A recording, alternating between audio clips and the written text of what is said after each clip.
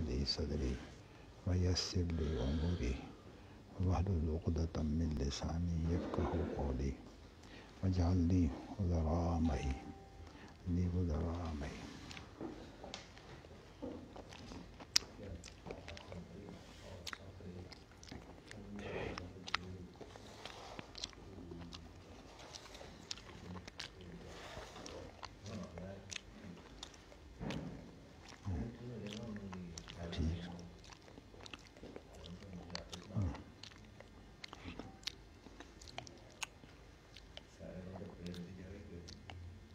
اللہ رب اشرح لي صدري ويسر لي امري رب اشرح لي صدري ويسر لي اموري واحلل عقدة من لساني وقلمي واجعل لي وزراء معي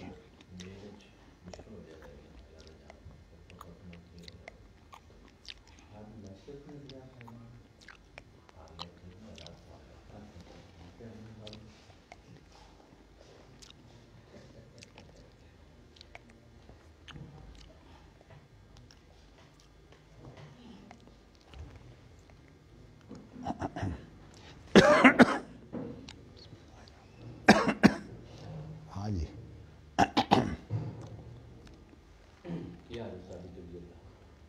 الحمدللہ اللہ کا شکر ہے گل یہ ہے کہ اس عمر آ کے تھوڑے سالوں کا یہ فرق ہوتا ہے ڈاکٹر رنداوا صاحب بیچارے کا انتقال ہو گیا یہ معالج سن بڑے بڑے جڑے وہ جہے مریض ہوں سن ان کا علاج کرتے سن ہوں دیکھو ہوں خود اللہ کو چلے گئے نے ہوں کون علاج کرنے والا ہے حالانکہ کافی عرصہ بیمار رہے ہیں انہوں نے تکلیف کوئی دماغی تکلیف سی میں تے انہاں حالات وچ عام طور تے ملاقات پسند نہیں کرتا لیکن بیٹا گیا سی میرا انہوں دی ملاقات اس سے لیکن انہوں نے دسیا سی کہ پورے ٹھیک نہیں گئے ڈاکٹر بھی دماغ نہیں سن نہیں زیادہ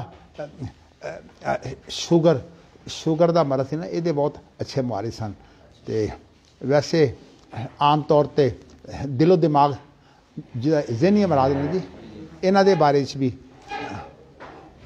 میں کہنے لگے مدنی صاحب تمہیں کوئی ایسی بیماری نہیں کی جہاں خطرہ ہوئے موت دا ہاں ایک تن تکلیف یہو جی ہے کہ وہ تمہیں موت آ سکتی ہے لیکن وہ بیماری نہیں گی وہ ہے کہ پریشانی انہوں انگریزی اصطلاح کہتے ہیں انزائٹی تشویش پریشانی ایک مزاج بن جاتا ہے انسان کا یہ ڈپریشن کا اصل آردا ہوئے تو وہ بچ جائے تو کم بنتا ہے کہنے لگے ہاں یہ تمہیں خطرناک ہو سکتی ہے اس واسطے تہاڈا تے میں علاج یہ کرنا چاہنا وا جہد تہاڈی پریشانی نو کم کیا جائے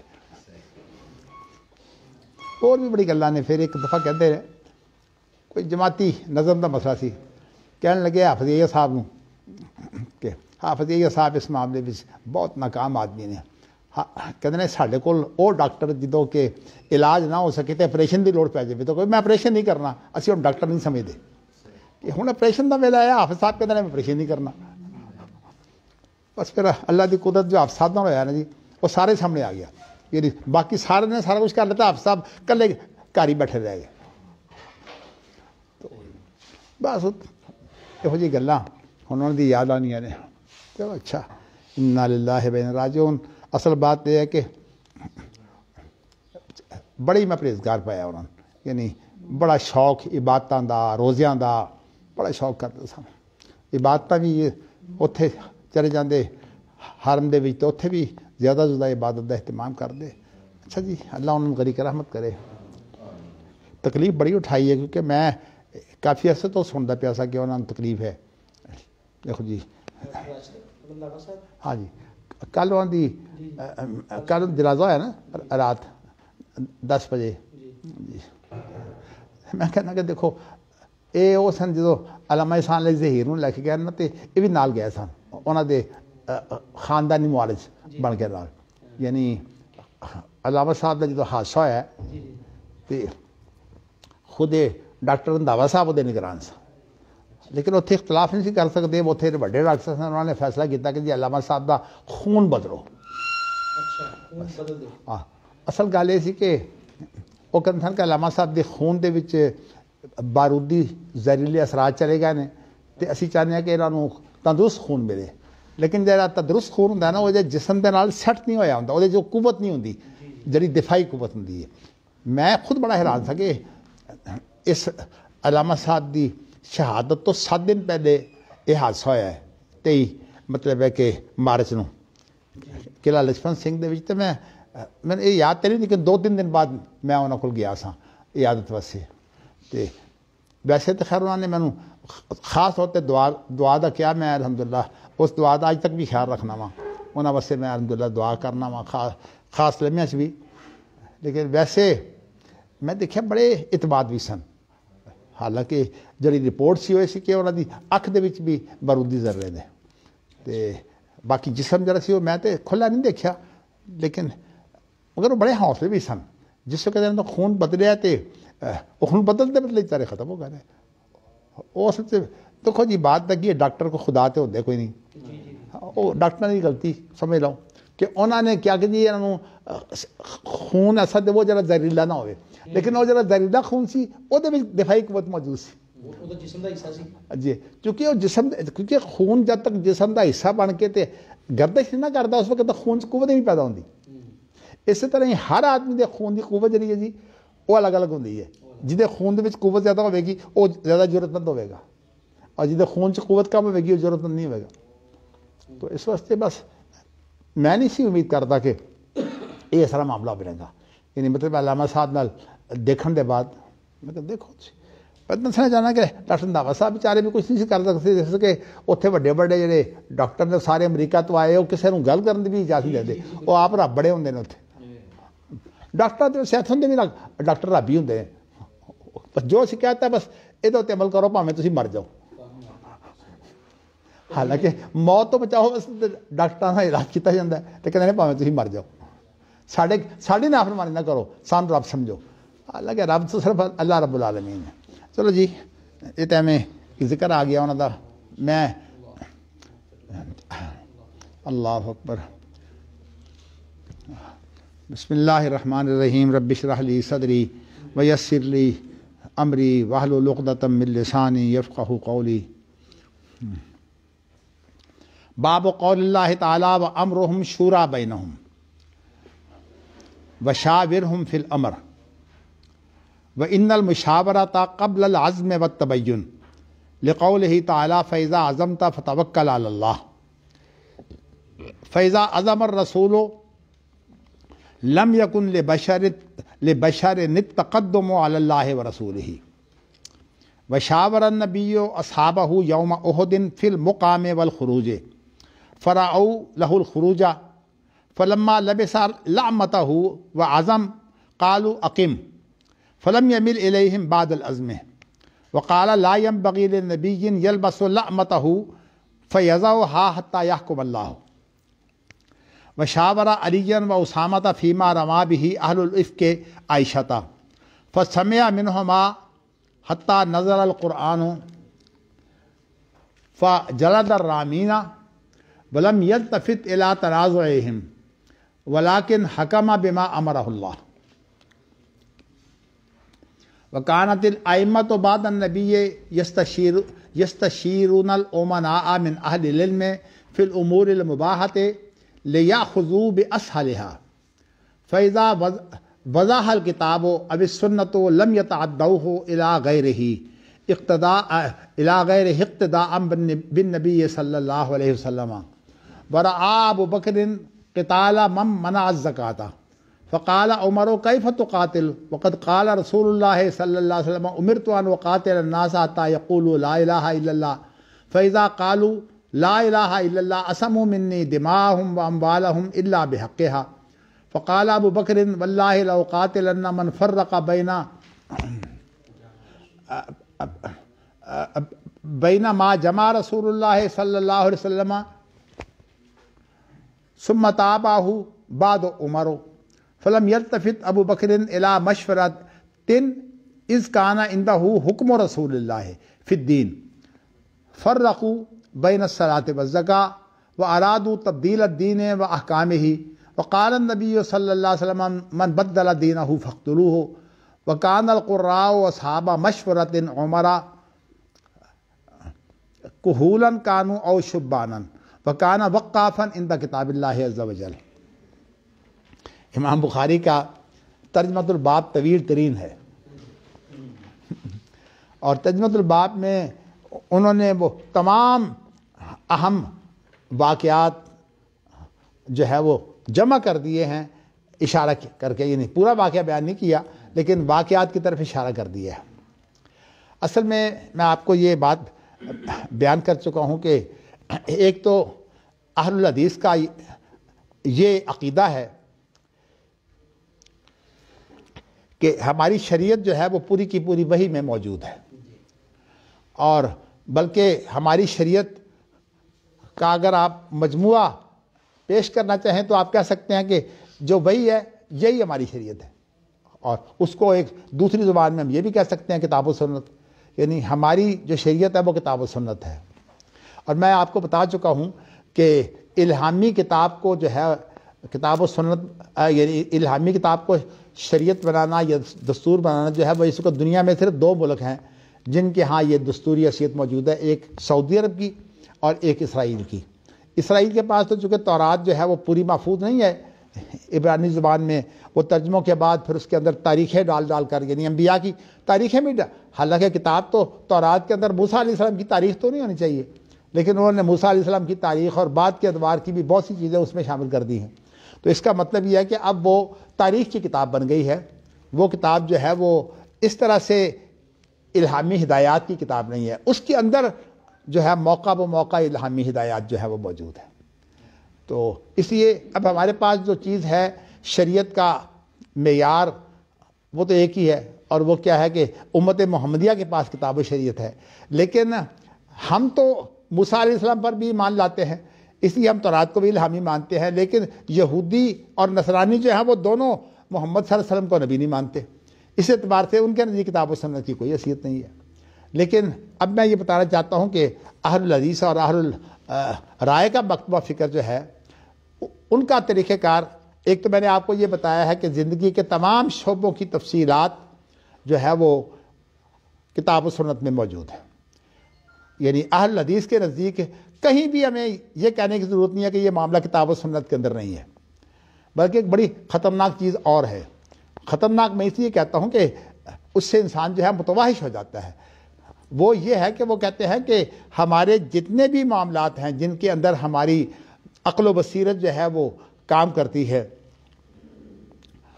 اس کے اندر ہمارے لیے اللہ کی کتاب اور اللہ کے رسول کی سنت کافی ہے، اور اس کی دلیل جو ہے وہ ہمارے شیخ استاد محمد امین شنقیطی رحمۃ اللہ علیہ نے اضواء البیان کے اندر یوں بیان کی ہے کہ فَإِن تَنَازَعْتُمْ فِي شَيْءٍ فَرُدُّوهُ إِلَى اللَّهِ وَالرَّسُولِ۔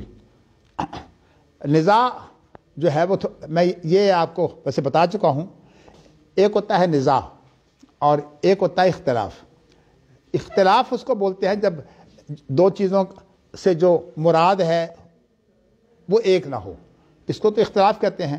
لیکن جب انسان جو ہے وہ کسی چیز کے اوپر اڑ کر کھنچا تانی شروع کر دے تو اس کو بولتے ہیں نزاع۔ تو اس لیے نزاع کے فیصلے جو ہے وہ تو عدالتیں کرتی ہیں، اور جہاں تک اختلاف ہے اس کا حل جو ہے وہ شریعت میں موجود ہے۔ قرآن مجید کہتا ہے وَمَا اخْتَلَفْتُمْ فِيهِ مِنْ شَيْءٍ فَحُكْمُهُ إِلَى اللَّهِ۔ اور جہاں کھنچا تانی شروع ہو جائے، یہ فرقہ بندی کی صورت بھی ہو سکتی ہے، اور ویسے 2 افراد آپس میں اختلاف کرنے والے ان کا بھی اختلاف ہو سکتا ہے۔ عدالت کا کام یہ ہے کہ وہ جب اختلاف ہو جائے تو اس وقت خواہ وہ فرد ہو یا وہ ایک گروپ ہو، ان کا فیصلہ صرف وہ شریعت سے کرے گی۔ اور اس کی دلیل کیا ہے کہ یا ایھا الذین آمنوا اطیعوا اللہ واطیعوا الرسول واولی الامر منکم۔ یہاں یہ حکم ملا ہے کہ ہمیں اللہ کی بھی اطاعت کرنی ہے اور رسول کی بھی اطاعت کرنی ہے۔ ویسے اس کے اندر نقطے بہت ہیں، یہاں اطاعت کا لفظ دوبارہ اس لیے لایا ہے کہ رسول کی اطاعت جو ہے وہ بھی مستقل ہے، اس لیے ضروری نہیں ہے کہ ہم کہیں کہ بھی اللہ قرآن میں تو ملتی نہیں، یہ کوئی ایسی باتیں جو ہیں یہ مغالطے کا باعث ہوتی ہیں۔ تو اس لیے اللہ کی ہدایت ہو یا رسول کی ہدایت ہو، ان کی تو حیثیت مستقل ہے، لیکن ویسے ہیں یہ دونوں مل کر ایک۔ ومن یطع الرسول فقد اطاع اللہ. تو اس اعتبار سے اب اگر یہاں اولی الامر سے مراد ہے حکام، یعنی نزول کے اعتبار سے تو اس سے مراد حکام ہے. اس کے بعد ہم جو ہے وہ اس تفسیر کے اندر اور نقطہ رسیاں کیا کرتے ہیں، اس کے اندر عموم کیسے پیدا کرتے ہیں، دیگر چیزیں اس میں کیسے لاتے ہیں، وہ ساری جو ہے وہ استنباط و اجتہاد کی صورتیں ہیں. لیکن اس کی جو شان نزول کے اعتبار سے ہے وہ یہ آیت اس وقت اتری ہے جب کہ ایک مسلمانوں کے امیر نے لشکر والوں کو حکم دیا تھا، جب ان میں کمزوری دیکھی کہ وہ اطاعت میں وہ سرگرمی نہیں دکھا رہے، تو کہا کہ میں آگ جلاؤ. انہوں نے جب آگ جلائی تو کہا کہ اس کے اندر اب چھلانگے لگا دو. تو جو لوگ جو ہے وہ آگ بھی انہوں نے جلائی تھی، امیر کی بات انہوں نے مان تو لی، لیکن جب کہا نا کہ چھلانگے لگا دو تو ان میں سے کچھ لوگ کہنے لگے کہ بات یہ ہے کہ ہم تو جہنم سے بچنے کے لیے جو ہے وہ ایمان لائے ہیں، اب یہ بھی ہمیں آگ میں پھینکا جا رہا ہے، تو ہم تو نبی اکرم صلی اللہ علیہ وسلم سے پوچھے بغیر یہ کام نہیں کریں گے. تو اب صورتحال جب یہ بن گئی تو پھر نبی اکرم صلی اللہ علیہ وسلم کے پاس یہ معاملہ آ گیا، انہوں نے اس کی تعمیل نہیں کی. تو آپ نے پھر کہا کہ اگر تم چھلانگے لگاتے تو تم جہنم میں جاتے. تو اس کا معنی یہ ہے کہ اللہ کے حکم کے خلاف اگر آپ امیر کی بات مانیں گے تو آپ جو ہے وہ نجات حاصل نہیں کر سکتے. اچھا، میں جو بات آپ کو بیان کرنا چاہتا ہوں نا، یہ تو ہو گیا کہ اولی الامر سے مراد جو ہے وہ حکام ہیں. اب صورتحال یہ ہے کہ حکام کا جب معاملہ اختلافی ہوتا ہے تو صرف ایک معاملے میں ہوتا ہے. چلیے میں پہلے یہ آپ کو تشریح جو ہے وہ کر دیتا ہوں. ہمارا جو غور و فکر ہے نا، یہ دو قسم کا ہوتا ہے. ایک تو ہمارا غور و فکر ہوتا ہے کہ ہم شریعت کے اندر غور و فکر کرتے ہیں تاکہ ہم اپنے مسائل کو وحی کی ہدایت کے مطابق جو ہے وہ حل کریں. اس کو بولتے ہیں شریعت یا شرعی احکام. اس کا نام ہے شریعت یا شرعی احکام. اور ایک چیز یہ ہوتی ہے کہ ہم اپنے انفرادی اور اجتماعی معاملات کے اندر جو ہے تدبیر بھی کرتے ہیں اور اپنے ماحول کو بھی دیکھتے ہیں. ماحول بھی اور تدبیر بھی. اس لیے کہ انسان جب تدبیر کرتا ہے تو اپنے ماحول کو دیکھ کر اندازے کر کے پھر انسان تدبیر کرتا ہے. تو اس اعتبار سے جو ہے وہ صرف پہلے آپ کو بتانا ہی چاہتا ہوں کہ انسانی غور و فکر کی صرف دو صورتیں ہیں. ایک یہ ہے کہ وہ شریعت کو سمجھے اور اس کے اندر اس کو کہیں گے ہم شرعی احکام. اور ایک صورت یہ ہے کہ ظاہری طور پر وہ معاملہ جو ہے وہ شریعت کا نہ ہو بلکہ دنیاوی معاملات ہوں. تو دنیاوی معاملات کے متعلق جو شریعت کی ہدایات ہیں وہ اور ہیں، اور جو شرعی معاملات ہیں ان کے متعلق ہدایات اور ہیں. میں نے پہلے ابھی دو قسمیں کی ہیں نا، تو اس کو جو پہلی تقسیم ہے نا کہ شرعی احکام، اس کے متعلق جو ہے یہ جو پہلو ہے اس کی بھی دو قسمیں ہیں. دو قسمیں اس کی کیا ہیں؟ ایک تو یہ ہے کہ شریعت کا اطلاق ہو صرف بس، یعنی شریعت آپ کے سامنے ہے اور آپ شریعت کا اطلاق کر رہے ہیں، جس کو امام شافعی نے قیاس کا نام دیا ہے اور اس کو امام بخاری نے دلالت و استدلال کا نام دیا ہے. یعنی دونوں کی مراد ایک ہے. امام شافعی اسے لفظ قیاس سے بیان کرتے ہیں. ان کے نزدیک جو ہے وہ شریعت کے اندر غور و فکر کے جتنے بھی طریقے ہیں وہ تمام کے تمام قیاس ہیں. یعنی ان کے نزدیک استنباط جو ہے، ظاہر ہے کہ شریعت ایک تو شریعت ہے اور ایک اس کے اندر غور و فکر ہے. اور غور و فکر کا معنی ہوتا ہے اس کے اندر غور و فکر کر کے جو چیز جو ہمارے مشاہدے میں نہیں ہے، اس وقت ہمارے سامنے موجود نہیں ہے، اس تک پہنچ جانا. تو اجتہاد جو ہے وہ اصل میں ہوتا ہے یہ ہے کہ مشاہدہ کر کے کسی چیز کا پھر اس کے اندر غور و فکر کر کے ایک نتیجے تک پہنچنا. تو جو مشاہدہ ہوتا ہے اس کی تو روایت ہوتی ہے، اور جو مشاہدہ کے علاوہ غور و فکر ہوتا ہے اس کو اجتہاد کہتے ہیں، اور اس کے نتیجہ کو بھی ہم فتویٰ بھی کہہ دیتے ہیں، فقہ بھی کہہ دیتے ہیں. میں نے آپ کو یہ بتایا ہے کہ شریعت کے بھی دو حصے ہیں. ایک ہے نصوص اور ایک ہے ان نصوص کے اندر غور و فکر. غور و فکر کو امام شافعی قیاس کہتے ہیں اور امام بخاری اس کو دلالت و استدلال کہتے ہیں. مراد دونوں کی ایک ہے، حتیٰ کہ امام شافعی نے بھی اپنی کتاب کے اندر پہلے لفظ بولا ہے القیاس هو الاجتہاد، اس کے بعد پھر کہا استدلال اور استنباط وغیرہ، یہ الفاظ بھی اسی معنی میں بولے ہیں۔ تو اس لیے آپ یوں سمجھیے کہ مراد ایک ہی ہے۔ اب کوئی آدمی جو ہے وہ اپنے ماحول کے مطابق جو ہے وہ کیا احتیاط کرتا ہے۔ امام بخاری کے دور میں جو صورتحال ہے نا وہ زیادہ تناؤ کا شکار ہو گئی تھی، اس لیے کہ امام شافعی نے تو قربت پیدا کرنے کے لیے ایک کام یہ نکالا کہ خود جو ہے وہ شاگرد بن گئے امام محمد ابوالحسن شیبانی کے۔ تو جب شاگرد بن گئے تو ظاہر ہے انہوں نے ان سے بہت کچھ سیکھا، انسان جیسے استاد سے سیکھتا ہے، انہوں نے سیکھا۔ اگرچہ اس سیکھنے کے باوجود ان کا جو منہاج تھا نا وہ اہل حدیث والا رہا ہے، انہوں نے منہاج کو نہیں چھوڑا، لیکن اب اس استاد سے انہوں نے بہت کچھ پڑھا۔ جیسے کہ میں آپ کو اپنی مثال دے سکتا ہوں کہ میں نے بڑے بڑے جو حنفی مدارس تھے ان کے اندر جا کر جو ہے وہ چیزیں جو حنفی مدارس اپنا بہت ترہ امتیاز سمجھتے ہیں، میں نے ان چیزوں کو ان سے حاصل کرنے کی کوشش کی۔ ایک تو اس وجہ سے کہ مثال کے طور پر اصول فقہ جو حنفیوں کا ہے وہ جتنا حنفیوں کو پتہ ہے کسی اور کو نہیں پتہ، تو میں نے کہا کہ ان سے اصول فقہ جا کے سیکھتے ہیں۔ اسی طرح جو ہے وہ منطق، فلسفہ اور اس طرح علم فلکیات یہ درس نظامی کے اندر موجود تھی، لیکن اہل حدیثوں میں یہ چیزیں جو ہے وہ ساری ختم ہو چکی تھیں۔ تو اس اعتبار سے جو ہے میرے والد صاحب کہا کرتے تھے کہ جو چیزیں اہل حدیثوں میں نہیں ہیں ان کو جو ہے وہ حنفیوں سے جا کے حاصل کرنا چاہیے۔ تو پھر میں نے ان کی وفات کے بعد حافظ عبداللہ صاحب روپڑی رحمۃ اللہ علیہ کی زندگی میں پھر میں نے جو ہے وہ حنفیوں سے بہت کچھ سیکھا، اور میرا اصل مقصود جو تھا وہ یہ تھا کہ ایک تو میں ہر چیز کی تحقیق کروں، مجھے اس سے کوئی غرض نہیں ہے کہ کہنے والا حنفی ہے یا اہل حدیث۔ حتیٰ کہ میں نے جو ترمذی پڑھی ہے وہ مولانا رسول خان جو دیوبند کے مدرس تھے اور دیوبند کے مدرس ہونے کے ناطے بہت اونچی شخصیت سمجھی جاتے تھے، میں نے ترمذی ان سے پڑھی ہے۔ میں نے اندازہ یہ کیا ہے کہ ان کے ہاں جو امتیازی مسائل ہیں نا فقہ حنفی کے، اس کے علاوہ کوئی بات ہی نہیں ہوتی تھی، اس لیے کہ وہ ایک سال میں 9 کتابیں پڑھاتے تھے۔ تو ترمذی کے اندر مجھے یاد ہے کہ اسفروا بالفجر کی جو بات ہے نا مولانا رسول خان نے 3 دن کی تھی۔ اب آپ بتائیے کہ 3 دن اسفروا بالفجر، حالانکہ یہ استحبابی مسئلہ ہے، وجوب کا بھی نہیں ہے، 3 دن اس پر تو بحث ہو رہی ہے۔ اب بتائیے کہ 9 کتابوں کے اندر کتنے مسائل ہیں۔ تو اس کا مطلب یہ ہے کہ یہ مدارس حقیقت میں فرقہ وارانہ مدارس ہے، ان کے اندر شریعت ہے ہی نہیں۔ اور ساتھ ہی بات ہے کہ اگر میں یہ بات کہوں نا کہ اہل حدیث دعوے تو کرتے ہیں شریعت کے، لیکن اہل حدیث بھی اپنا فرقہ پڑھاتے ہیں۔ اور ابھی انشاءاللہ تعالی یامرون شورا بینہم کے بات آئے گی، میں آپ کو بتاؤں گا کہ اہل حدیثوں کے اندر فرقہ بازی کیسے پیدا ہوتی ہے۔ لیکن میں آپ کو پہلے یہ بتانا چاہتا ہوں کہ آپ جو ہے وہ جو انسانی غور و فکر ہے یا مشاہدہ ہے، کیونکہ انسانی ذرائع تو یہی ہے نا۔ آپ بات کر رہے تھے امام شافعی جو ہے امام محمد کے، ہاں میں نے یہ بتایا کہ انہوں نے تو قربت اس طرح پیدا کی کہ امام محمد کے شاگرد بن گئے۔ اچھا، امام محمد جو تھے وہ امام مالک سے پڑھنے والے ہیں، یعنی امام محمد نے جو موطا امام مالک ہے وہ امام مالک سے لی ہے، اس کے اوپر اضافے کر کے ان کی کتاب کا نام ہے موطا امام محمد، کتاب وہ اصل امام مالک کی ہے۔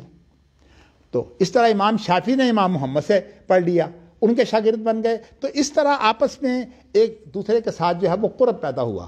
کیونکہ لیکن امام شافعی نے منہاج نہیں چھوڑا۔ نہیں، منہاج جو ہے وہ امام شافعی کا ہو یا امام بخاری کا ہو یا احمد بن حنبل کا ہو یا امام مالک کا، وہ وہی ہے سعید بن مسیب والا۔ اور دوسرا آپ فرما رہے تھے امام بخاری کے دور میں شدت زیادہ آ گئی۔ شدت اسی آ گئی تھی نا کہ امام بخاری کے دور میں تو وہ چیزیں ساری کھل چکی تھی نا۔ دیکھیے نا، اب ابن ابی شیبہ نے جو کوفہ میں تھے اور امام ابو حنیفہ کوفہ میں ہوتے تھے، تو اس لیے ابن ابی شیبہ نے تو امام ابو حنیفہ کے اوپر بڑے حملے کیے ہیں۔ ان کی مصنف دیکھ لیجیے ابن ابی شیبہ کے اندر، اس کے اندر 100 صفحے سے زیادہ تو امام ابو حنیفہ کا رد ہے۔ اور حنفیوں کو مصیبت بنی ہوئی ہے کہ ابن ابی شیبہ جو کوفہ کے بہت بڑے امام ہیں اور امام بخاری کے استادوں میں سے ہیں، وہ امام ابو حنیفہ کا رد کر رہے ہیں۔ تو وہ الگ بات ہے کہ جواب بھی ہو رہے ہیں، رد بھی آ رہا ہے، لیکن رد کے اندر حقیقت یہ ہے کہ اگر آپ دلیل کو دیکھیں تو اس کے اندر ذہن کھلتا ہے۔ فرقہ واری تو اس وقت تھی کوئی نہیں، تقلید تھی کوئی نہیں، تو اس لیے یہ تو مسئلہ ہی نہیں تھا نہ امام محمد کا اور نہ امام شافعی کا۔ تو اس لیے کہ وہ دور تقلید نہیں ہے، دور تقلید تو 4 صدی ہجری میں شروع ہوتا ہے، اور یہ سارے کے سارے جو بزرگ ہیں یہ اس وقت موجود ہی تھے، حتیٰ کہ 4 صدی ہجری میں تو جو یہ سیاستہ کے مصنفین ہیں یہ بھی اللہ کے پاس چلے گئے تھے۔ تو اس اعتبار سے میں آپ کو یہ بتانا چاہتا ہوں کہ ایک تو ہے شرعی احکام کے دو طریقے ہیں، یا تو نص شریعت اور یا نص شریعت کے اندر غور و فکر، اس کو بولتے ہیں نا اجتہاد، لیکن یا تو نص ہوگی یا نص کی اس پر دلالت ہوگی۔ اسے ہم یوں بیان کر سکتے ہیں، ایک ہے تفہیم شرع، ایک ہے اطلاق شرع۔ نہیں، اصل میں شریعت ایک شریعت اور ایک اس کا اطلاق، اجتہاد کے معنی اطلاق کے ہی ہیں۔ جب آپ اطلاق کریں گے تو اس کے بعد اس کے نتائج کیا نکلیں گے، وہ جو نتائج نکلیں گے اس کو فقہ کہتے ہیں۔ وہ فقہ کی۔ تو اب سوال یہ ہے کہ طریقے صرف دو ہیں کہ یا تو کتاب و سنت کی نصوص ہیں یا ان نصوص کی دلالت ہے یا ان نصوص سے استدلال کیا جا رہا ہے۔ تو اس لیے ایک طریقہ تو ہے اہل الحدیث کا، وہ یہ ہے۔ دوسری صورت یہ ہے کہ جو میں نے ابھی آپ کو بتایا ہے کہ کچھ امور ایسے ہوتے ہیں جن کے اندر ظاہری طور پر شریعت نہیں آتی، اس کی بھی میں دو قسمیں کرتا ہوں، اس لیے کہ یہ ہماری جو بات ہے، میں نے آپ کو یہ بتا چکا ہوں کہ ہمارے بزرگ مولانا عبدالرحمن کیلانی کو اللہ تعالیٰ نے جو استعداد دی تھی، وہ ماشاءاللہ اپنی بات کو سلیس انداز سے پیش کرنے کے اور واضح کرنے کے بڑے ماہر تھے۔ انہوں نے یہ پوری بات، یہاں ہمارے اجتماع ہوا تھا، اس کے اندر ہم نے یہ بات کی تھی، تو وہ عام طور پر اجتماع میں بولتے نہیں تھے، بس ان کا ایک ہی کام تھا کہ جب اجتماع ہو رہا تھا تو وہ نکتے لیتے رہتے، پھر بعد میں اس کا ایک مضمون تیار کر دیتے۔ انہوں نے وَمَا يَنطِقُ عَنِ الْهَوَىٰ إِنْ هُوَ إِلَّا وَحْيٌ يُوحَىٰ کے اندر وہ ہماری پوری بات اس کا خلاصہ نکال کر پیش کرنے کی کوشش کی ہے۔ لیکن چند ایک چیزیں ایسی ہیں جو میں سمجھتا ہوں، ویسے تو یہ بات بڑی مفید ہے، میں نے آپ کو بتا دیا وَمَا يَنطِقُ عَنِ الْهَوَىٰ جو ہے نا، اگر آپ نکال لیں، اس لیے آج میں نے یہ تفسیر جو ہے اپنے سامنے رکھی ہوئی ہے۔ انہوں نے اس کی 4 قسمیں بیان کی ہیں، لیکن صحیح بات یہ ہے کہ جو نوٹ لینے والا ہوتا ہے وہ سب کچھ نہیں لے سکتا۔ تو انہوں نے جو تعبیر کی ہے، میں نے اسی لیے تعبیر اپنی اختیار کی ہے۔ میں نے کہا ایک شریعت اور ایک شریعت سے استنباط، چونکہ ہمارے بزرگ میرے باپ ہی ہیں، اس لیے کہ میں خدا نہ کرے احترام میں ذرا کمی نہیں ہے، لیکن ہم اپنے باپ کے بھی مقلد تو نہیں ہیں جی۔ تو انہوں نے جو بات کی ہے وہ چونکہ قانون سازی کے بھی قائل تھے، اور بلکہ انہوں نے جو خلافت و جمہوریت کتاب لکھی ہے، اس کے آخر میں انہوں نے ایک ایسی بات جو ہے وہ پیش کر دی ہے جو اس وقت میری نظر سے نہیں گزری۔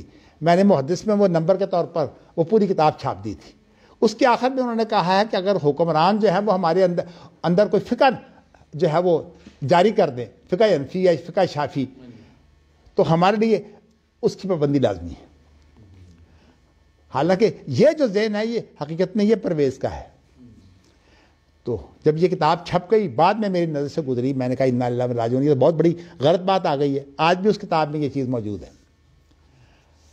تو ویسے تو میں آپ کو بتاؤں کہ چونکہ ہماری قانون دانوں کے اندر یہ باتیں چلتی تھیں، تو میں بہت سے ایسے لوگ ہیں جو کہنے کو بڑے ہی بے دین تھے، لیکن ان کی باتوں میں جو ہے وہ کوئی نہ کوئی نقطہ ہوتا تھا۔ مگر میں آپ کو یہ بتانا چاہتا ہوں کہ میں نے جو آپ کو تقسیم کی ہے وہ یہ ہے کہ ایک تو شریعت ہے اور ایک شریعت سے استنباط ہے، جس کو امام بخاری کہتے ہیں دلالت اور استدلال، اور امام شافعی کہتے ہیں قیاس۔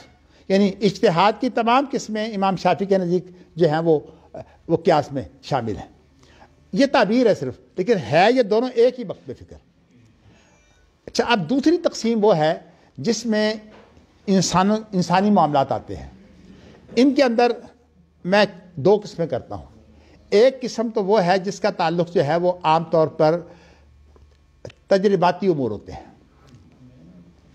اور ایک قسم وہ ہے جس سے متعلقہ عام طور پر انسانی جو ہے نا عرف۔ مثال کے طور پر میں اس کی وضاحت کے لیے کہہ سکتا ہوں، آپ یہ دیکھیے کہ ہم لباس عربی پہنتے ہیں، ہم پاکستانی لباس پہنتے ہیں۔ اب عربی لباس اگر ہم پہنیں گے تو یہ پاکستانی لباس نہیں ہوگا، ہم انگریزی لباس پہنیں گے تو یہ پاکستانی لباس نہیں ہوگا۔ پاکستانی لباس کیا ہے؟ جو ہم نے افغانستان سے لیا ہے۔ افغانستان چونکہ اسلامی ملک رہا ہے، کسی کے غیر کے زیر تسلط نہیں آیا سوائے اس وقت اللہ تعالیٰ نے اس پر رحم کرے، تو اس لیے ہمارے ہندوستان کے اندر افغانستان کی ہر چیز کو اسلامی کیا کر اپنایا جاتا تھا۔ حتیٰ کہ شلوار قمیص ہم نے افغانستان سے لی ہے، یہ ہمارا لباس نہیں ہے.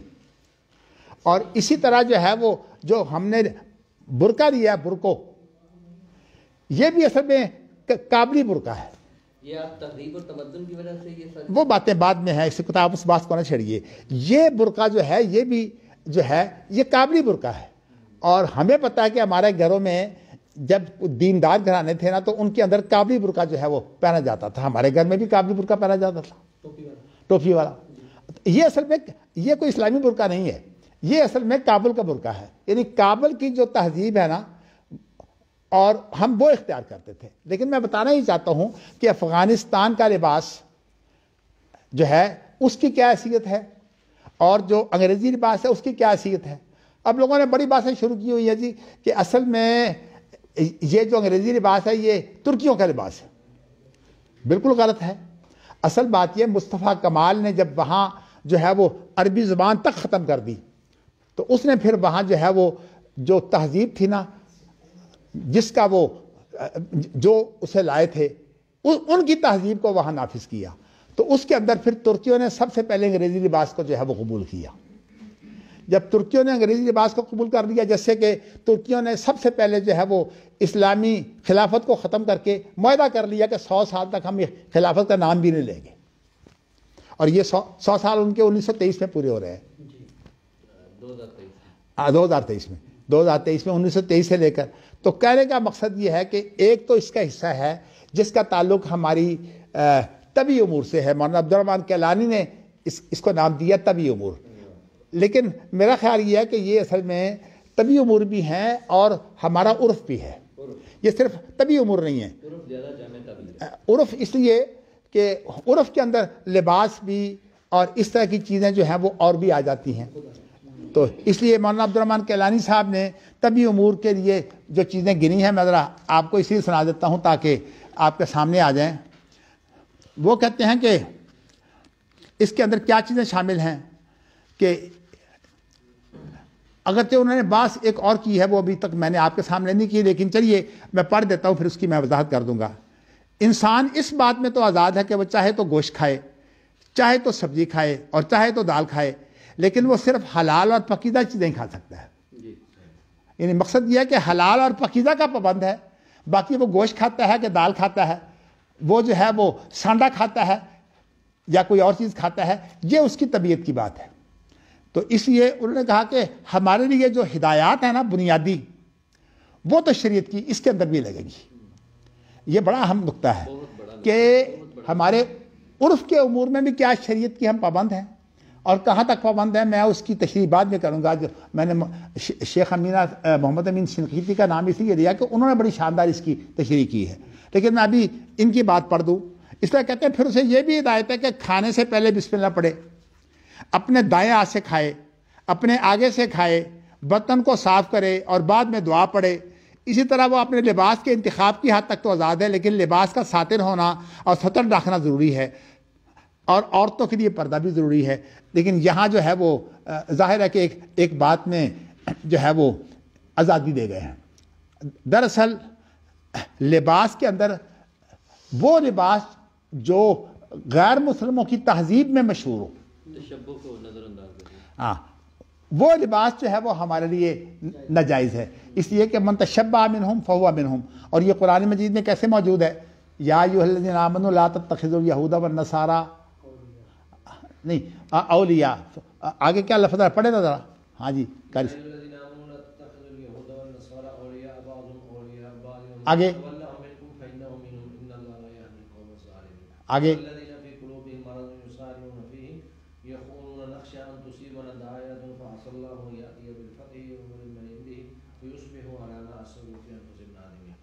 یہاں اصل میں جو رد ہو رہا ہے نا، وہ یہ ہو رہا ہے کہ ایسے لوگ گنجائشیں نکالنے کی کوشش کرتے ہیں.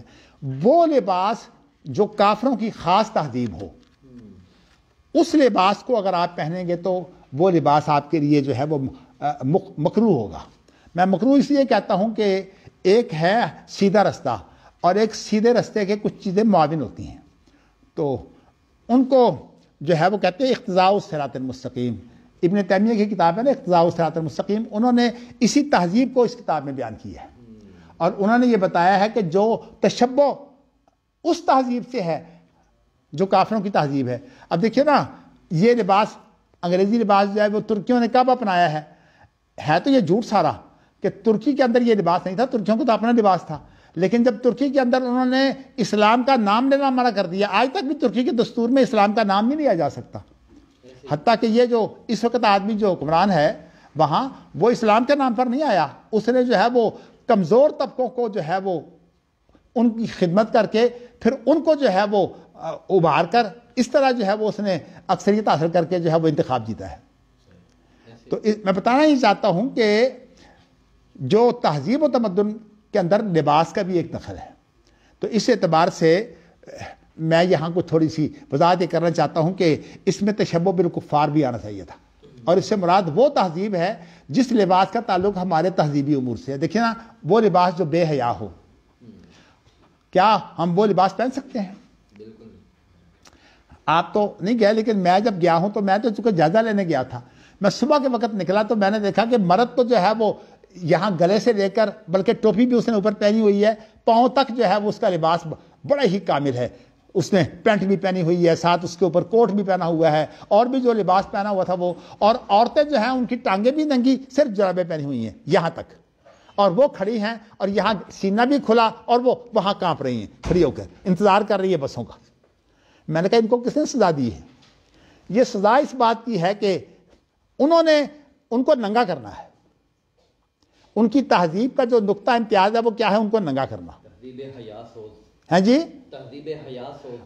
حیا سوز جو تہذیب ہے نا، مادر پتر زادی، اس طرح انہوں نے خاندان کو بھی ختم کر دیا. یہ میں نے آپ کو بتایا تھا کہ سیرت و کردار سے متعلقہ جتنی باتیں ہیں نا وہ تہذیب ہوتی ہیں، اور اس کے علاوہ جو دنیاوی ترقی کی باتیں ہوتی ہیں وہ تمدن ہوتی ہیں. تو اس لیے لباس کا تعلق تمدن سے نہیں ہے، لباس کا تعلق تہذیب سے. اب آپ دیکھیں نا، ہماری تہذیب کیا ہے کہ ہم نے افغانستان کو ایک مسلمان سمجھ کر ان کا لباس اختیار کر لیا. اب اگر ہم لوگ جو ہیں وہ عرب ملکوں کا لباس جو ہے یہ توپ کی صورت میں جو ہے وہ ہم پہن لیتے ہیں، ہمارے لیے یہ تو آرام نہیں ہے. لیکن اگر ہم انگریزی لباس پہنیں گے تو اس کا معنی یہ ہے کہ ہم نے فرنگی تہذیب کو جو ہے فروغ دیا ہے. اس اعتبار سے میں آپ کو بتانا چاہتا ہوں کہ اگرچہ یہ چیزیں جو ہے کہنے کو تو ہم اس میں آزاد ہیں، لیکن اس کے اوپر کیا پابندیاں ہیں، میں انشاءاللہ اس کے متعلق مزید بات ابھی کرتا ہوں. تو یہ ویسے انہوں نے آگے لکھا ہے کہ عورت مردوں جیسا لباس نہ پہنے، نہ مرد عورتوں جیسا لباس پہنے. دیکھیے یہ بھی بات ہے. ہمارے ہاں جو ہے اب جتنی بھی یہ نہیں یہ جتنی بھی اداکاری ہے نا وہ کیا ہوتی ہے؟ اداکاری کے اندر اپنے رنگ بدلتے ہیں، اور اداکاری کے اندر کیا ہوتا ہے کہ عورتیں مرد بنتی ہیں اور مرد عورتیں بنتے ہیں. حالانکہ اس پر اللہ کے رسول نے لعنت فرمائی ہے.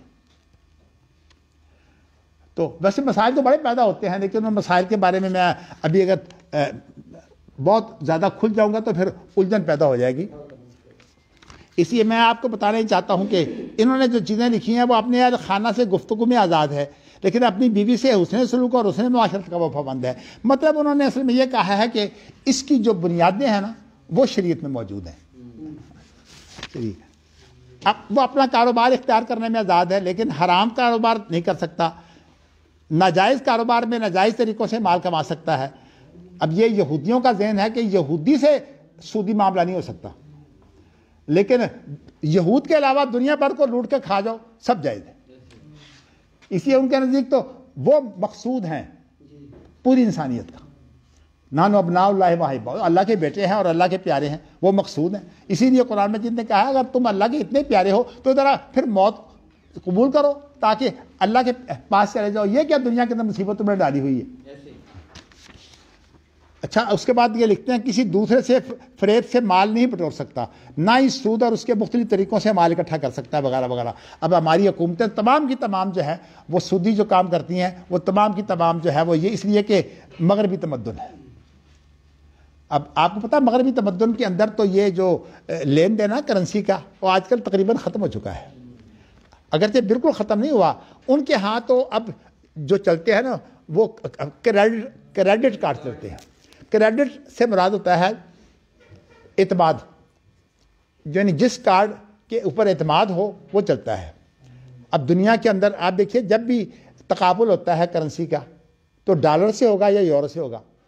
اس کی وجہ یہ ہے کہ ڈالر کا کی یہ پوزیشن ہے کہ سپر قوت ہے، اس لیے ڈالر جو ہے اس کا معیار تو قائم رہتا ہے، لیکن جو دیگر کرنسیاں وہ کم و بیش ہوتی رہتی ہیں، اس لیے کہ ہم تو غلام ہیں، تو غلام تو اپنے آقا کے پیچھے چلتے ہیں۔ یہی وجہ ہے کہ ہم نے وہی طریقہ کار اپنائے ہوئے ہیں جو ہمارے آقا انجام دے رہے ہیں، لیکن ہمارے آقا یہ چاہتے ہیں کہ ان کو اتنا ذلیل کر دیں کہ یہ کتوں سے زیادہ ذلیل ہو۔ اب آپ دیکھیے، میں نے آپ کو بتایا تھا کہ 10,000 ارب ڈالر پاکستان پر صرف 2 کیسوں میں جرمانہ ہے، اور یہ تمام کی تمام وہ عدالتیں جو امریکہ کے تحت ہیں، یہ بین الاقوامی عدالت نے جرمانہ ڈالا ہوا ہے۔ پاکستان اپنا سونا نہیں نکال سکتا، اپنا تیل نہیں نکال سکتا جب تک اس جرمانے کو ادا نہ کرے۔ حکومتیں آتی ہیں، وہ اپنے کھانے کے لیے تو عیاشی کرتی ہیں، لیکن ان کو یہ فکر نہیں ہوتی کہ کم از کم جو ہے چلو یہ جرمانہ ادا کر کے تم اپنا تیل نکالو، اپنا سونا نکالو، تم خود مستغنی ہو جاؤ۔ انہوں نے تمام کے تمام دروازے بند کیے ہوئے ہیں۔ یہ بلکہ کرونا کا جو ہے نا معاملہ، یہ باقاعدہ سکیم کے تحت پھیلایا گیا ہے، خود بھی تباہ ہوئے ہیں، لیکن یہ کہ دنیا بھر کو انہوں نے تباہ کر دیا کرونا پھیلا کر۔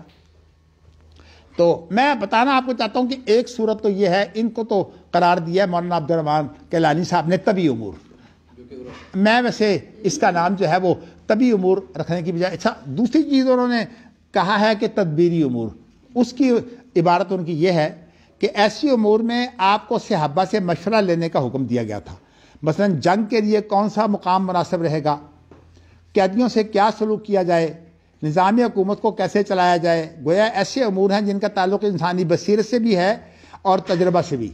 ایسے امور میں وحی کی ضرورت نہیں ہوتی، الا یہ کہ مشورہ کے بعد فیصلہ میں کوئی غلطی رہ جائے، ایسی صورت میں اس فیصلہ کی اصلاح بدلیہ وحی کر دی جاتی ہے، جیسے جنگ بدر کے قیدیوں کے متعلق مشورہ کے بعد فیصلہ کے متعلق وحی قرآن میں نازل ہوئی۔ انہوں نے تو اس کی مثال دی ہے، لیکن میں آپ کو ایک اور مثال دینا چاہتا ہوں، وہ اس سے زیادہ واضح ہے۔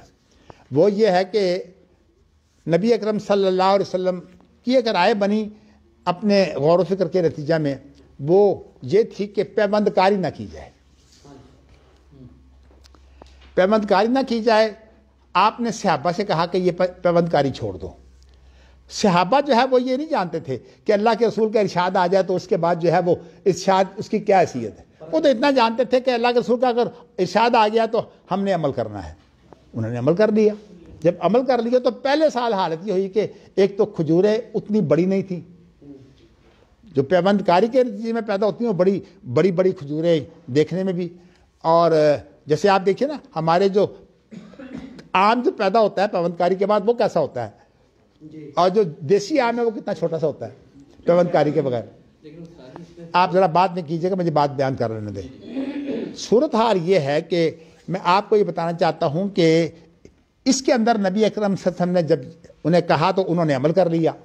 عمل کرنے کے بعد پھر صورتحال ایسی پیدا ہوئی کہ وہ پھل اچھا پیدا نہ ہوا اور تھا بھی تھوڑا، تو انہوں نے پھر نبی اکرم صلی اللہ علیہ وسلم کے پاس شکایت کی، تو آپ نے فرمایا کہ یہ تمہارے دنیاوی تجربے ہیں، تمہارے دنیاوی امور ہیں، تو اس لیے جب میں دین کے بارے میں بات کروں تو تم اپنی پوری طاقت کے مطابق اس پر عمل کرو، لیکن اگر میں تمہارے دنیاوی معاملات میں جن کا تعلق تجربے سے ہے، یعنی مراد یہی ہے، آپ کے دنیاوی معاملات میں بات کروں تو دنیاوی معاملات میں تم مجھ سے زیادہ سمجھدار ہو۔ کیا مطلب کہ تمہارا تجربہ زیادہ ہے، تمہیں زیادہ سوجھ بوجھ ہے، تم اس میں میرے پابند نہیں ہو۔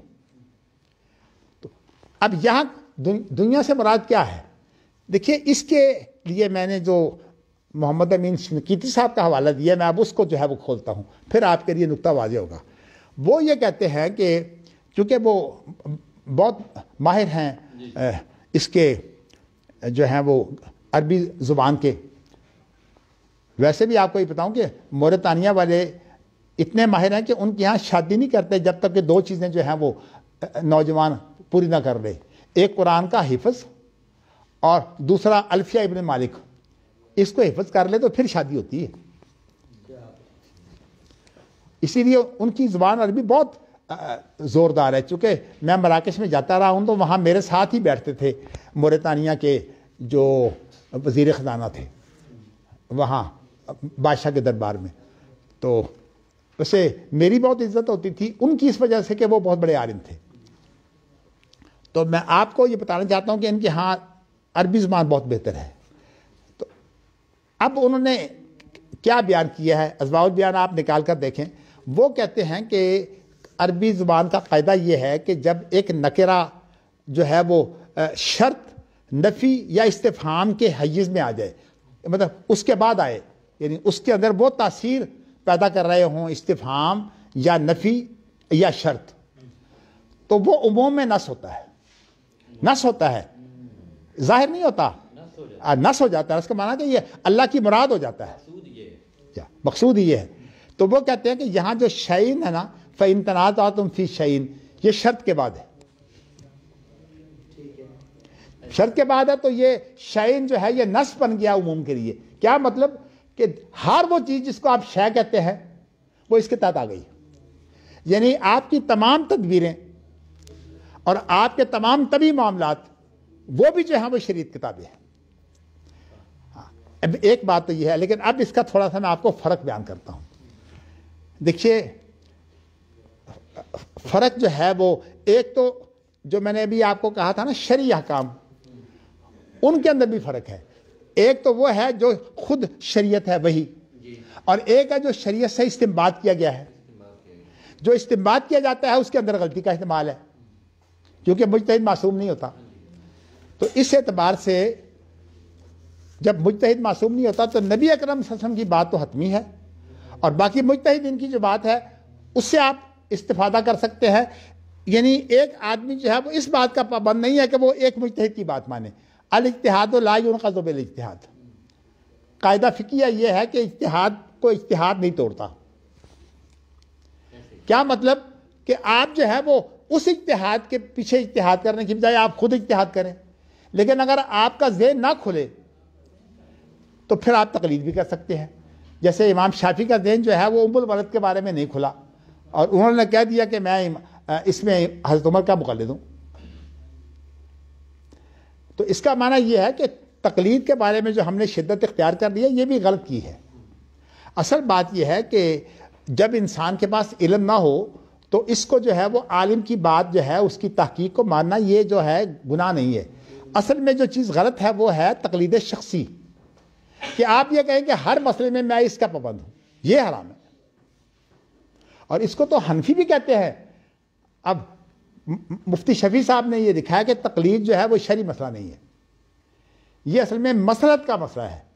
ہم یہ سمجھتے ہیں کہ اگر ان آئمہ کی تقلید چھوڑ دی جائے تو پھر کیا ہوگا کہ ملحدین بہت سارے آ جائیں گے, لوگوں کی تقلید شروع کر دیں گے. تو انہوں نے کہا کہ تقلید اصل میں مسلط ہے, شرعی حکم نہیں ہے. مگر یہ ساری کی ساری اصل میں تعویلیں ہیں. صاف سی بات یہ ہے کہ ہمیں اللہ نے اس بات کا پابند نہیں کیا, ہمیں پابند کیا ہے بلکہ نبی کو پابند کیا ہے. ثم جعلناک علی شریعۃ من الامر فاتبعها ولا تتبع اهواء الذین لا یعلمون. تو میں نے آپ کے سامنے جو ہے وہ امین حسن اپنا ان کا محمد امین شنقیطی کا اس لیے قاعدہ پیش کیا کرتے, ہم بہت جگہ پر اس کو جو ہے وہ استعمال خود بھی کرتے ہیں. اور اس کے لیے میں نے آپ کو شاید اپنے والد صاحب کا ایک مناظرہ بھی بتایا تھا, ان مع العسر یسرا, ان مع العسر یسرا کے حوالے سے, کہ اس کے اندر یہ ہے کہ اگر معرفہ کا تکرار ہو تو اس سے مراد جو ہے وہ وہی ہوتا ہے, اور اگر نکرہ کا تکرار ہو تو اس سے مراد مختلف ہوتا ہے. یہ تو خیر اور قاعدہ ہے. یہ اس طرح کی چیزیں ہیں جو باقاعدہ قاعدوں کی صورت میں جمع نہیں ہوتی, لیکن تفسیروں کے اندر یہ جگہ جگہ جو ہے وہ ان کی وضاحت ہوتی ہے. اس قاعدے کی بھی تفسیروں کے اندر وضاحت ہوتی ہے کہ اگر حیز نفی میں آ جائے یا جو ہے وہ استفہام میں آ جائے اور یا جو ہے وہ شرط کے تحت آ جائے تو اس سے وہ عموم نص ہوتا ہے. تو اس سے مراد انہوں نے یہ لیا کہ دنیا کا کوئی کام ایسا نہیں ہے جس کے متعلق شرعی ہدایت نہ ہو. لیکن اب فرق کیا ہے, جہاں تک ہے نا معاملات جو شرعی ہیں ان کے اندر ان کو ایک نام دے کر, ویسے میں واضح کرنا چاہتا ہوں یہ نام اصل میں دیا ہے شاطبی نے. انہوں نے کہا کہ ایک ہوتے ہیں تعبدی امور اور ایک ہوتے ہیں غیر تعبدی امور. تعبدی امور سے ان کی مراد جو ہے وہ عبادت کے طریقے ہیں. جو عبادت کے طریقے ہیں وہ تعبدی امور ہیں, اور جو عبادت کے طریقے نہیں ہیں لیکن ان کے اندر مقصود جو ہے وہ اللہ کا بندہ بننا ہوتا ہے. یعنی مقصود یہ ہے کہ اس کے اندر اطاعت تو اللہ کی ہوتی ہے اور مقصود بھی اللہ کی عبادت ہوتی ہے, لیکن وہ ویسے طریقہ جو ہے وہ خود اب اس کی میں مثال آپ کو دے سکتا ہوں. سنانی نے یہ بات کی ہے کہ الصلاۃ خیر من النوم جو ہے یہ تعبدی امر ہے یا یہ اس کی وجہ کوئی خاص وجہ ہے. یہ انہوں نے اشارہ کیا ہے ویسے سبل السلام کے اندر، لیکن ہم یہ سمجھتے ہیں کہ یہ امر بھی تعبدی ہے. لیکن یہ آپ کو بتاؤں کہ بعض امر تعبدی نہیں ہے لیکن ہم نے ان کو تعبدی بنا لیا ہوا ہے. مولانا وحید الزماں اپنی شرح بخاری میں لکھتے ہیں کہ اگر آپ جو ہے وہ صبح کی سنتوں کے بعد لیٹ جائیں تو اس کا ثواب جو ہے وہ اتنا زیادہ ہے، مجھے ان کے الفاظ یاد نہیں رہے، بہت زیادہ اس کا ثواب ہے. لیکن میرے ساتھ ایک واقعہ ہوا جس سے مجھے اس واقعے کی سمجھ آ گئی. ہوا یہ کہ بیت اللہ کے اندر میری ایک تو کوشش ہوتی تھی کہ میں کسی طرح جو ہے وہ مقام ابراہیم پر جو ہے وہ نماز پڑھوں صبح کی. تو میں نے مقام ابراہیم پر نماز پڑھی اور وہ دن تھا میرے خیال میں غالباً 11 ذی الحجہ کا. اب ظاہر ہے کہ لوگ سارے بیت اللہ کے اندر طواف کرنے کے لیے آئے ہوئے تھے قربانیاں دینے کے بعد. تو میں نے کیا کام کیا کہ وہاں تو بیٹھنے کی جگہ بھی نہیں تھی. پہلے تو میں نے بیٹھنے کی جگہ ایک پیدا کر لی خود اپنے لیے. تو جب میں وہاں بیٹھ گیا تو جب میں نے 2 رکعتیں صبح کی پڑھی تو میں وہیں اکٹھا ہو کے نا تو میں نے جو ہے وہاں یہ کہا کہ میں لیٹ گیا سنت پوری کروں. مجھے ایک عربی کہتا ہے کہ ھذا فی البیت لا ہنا.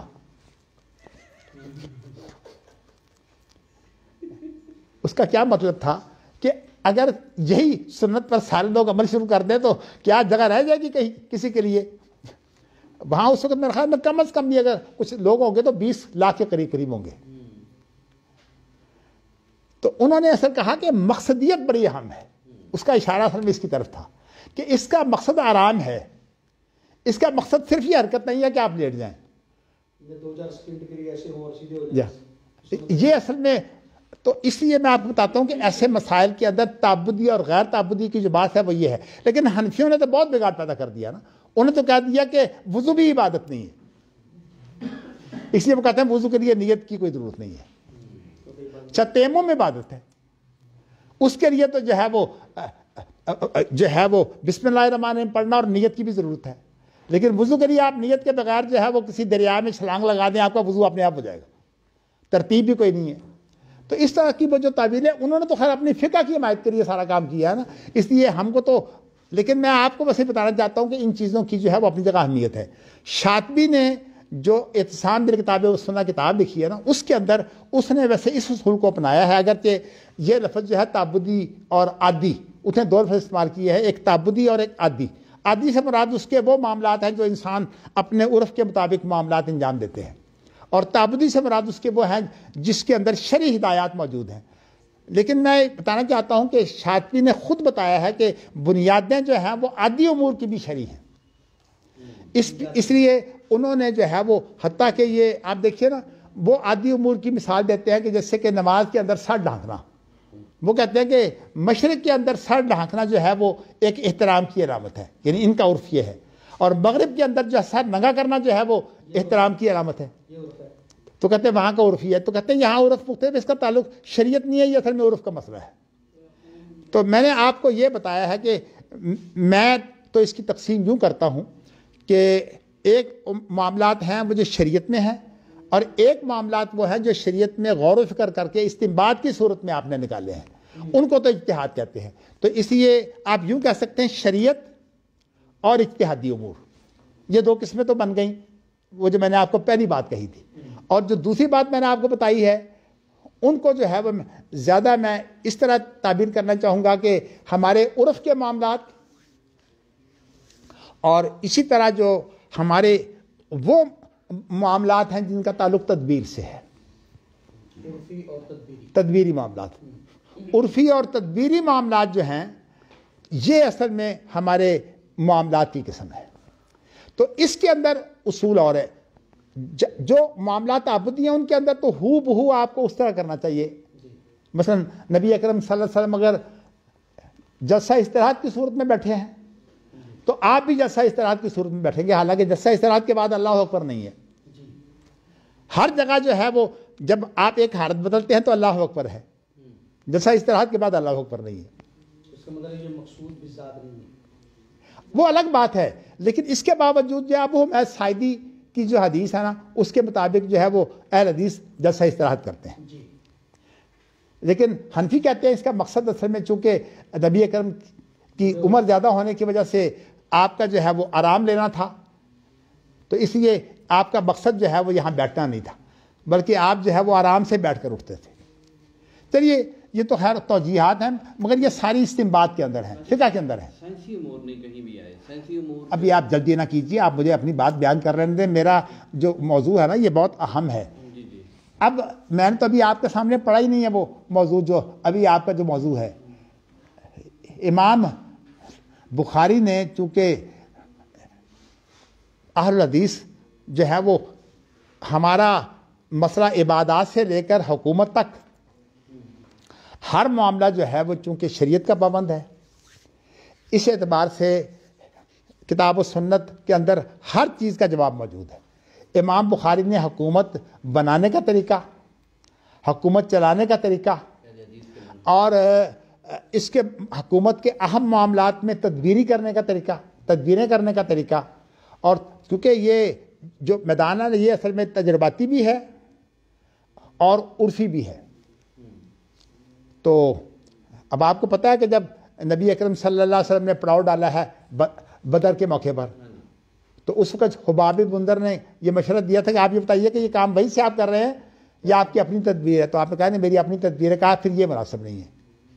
پھر انہوں نے جو مشورہ دیا تھا اس کے مطابق اللہ کے رسول وہاں چلے گئے. تو ویسے تو میرا دل یہ تھا کہ میں آج اس پر بات کروں، لیکن اس کی تمہیدی جو مسائل تھے نا وہ اتنے پھیل گئے ہیں. چلیے میں اس کو ویسے وامر شورا بینہم کو کل پر ڈال دیتا ہوں، تو انشاءاللہ. لیکن میں نے آپ کو جو اس وقت جو بات واضح بتائی ہے نا وہ یہ بتائی ہے کہ جو معاملات ہیں نا شریعت اور شریعت سے استنباط کے کام، ان کو تو بیان کیا جاتا ہے شریعت اور اجتہاد سے، اور جو اس کے علاوہ معاملات ہیں تجرباتی، اور تجرباتی کے علاوہ جو ہے جن کا تعلق جو ہے وہ ہمارے خاص عرف سے ہوتا ہے، لباسوں کا معاملہ جیسے میں نے آپ کو کہا، اس کے اندر جو ہے وہ جو اس کی بنیاد ہے وہ تو شریعت میں ہوتی ہے. آپ شریعت کی بنیاد چھوڑ کر جو ہے وہ یہ نہیں کہہ سکتے. مثال کے طور پر بعض لوگوں کا خیال یہ ہے کہ یہ جو ہے نا ٹخنوں پر شلوار ڈالنا، چونکہ اس کا مقصد تکبر سے روکنا ہے، تو وہ کہتے ہیں جس کی طبیعت میں تکبر نہ ہو اسے جائز ہے. حالانکہ مسئلہ یوں نہیں ہے.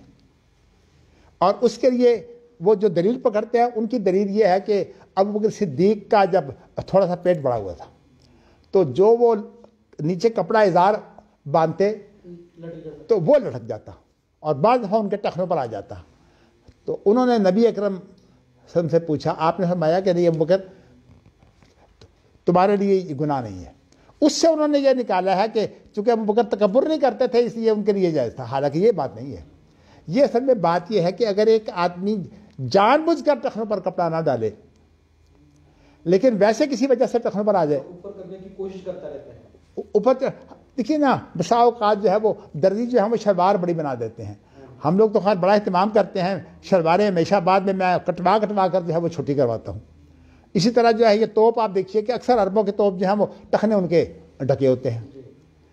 اصل بات یہ ہے کہ شریعت کے اندر جو احکام ہے نا میں آپ کو بتا چکا ہوں، مقاصد کے ساتھ وہ جو شریعت کا طریقہ ہے نا اس کی بنیاد بھی آپ کو شریعت سے ملے گی.